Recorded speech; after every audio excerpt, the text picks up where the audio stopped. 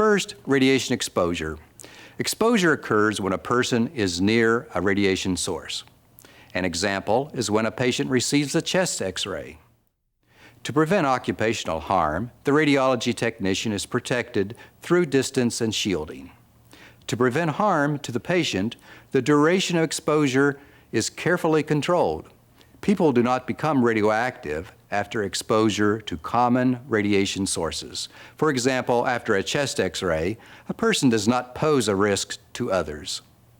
Consider the impact of a terrorist incident involving an unshielded radioactive source at a public place.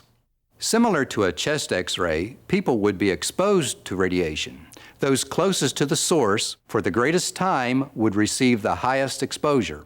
Although they may become ill if the exposure is high enough, they would not become radioactive or pose any risk to others.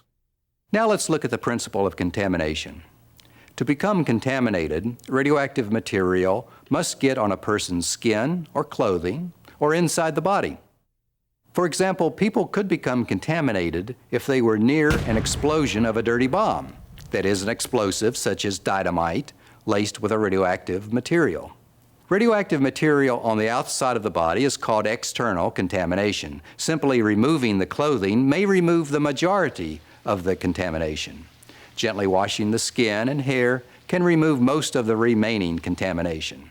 If a person ingests or inhales radioactive material, it can become incorporated in the organs of the body, and this we refer to as internal contamination.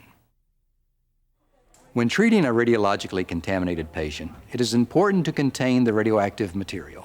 It may be helpful to think of this radioactive material as mud. When caring for an injured patient covered in mud, you would first ensure medical stability.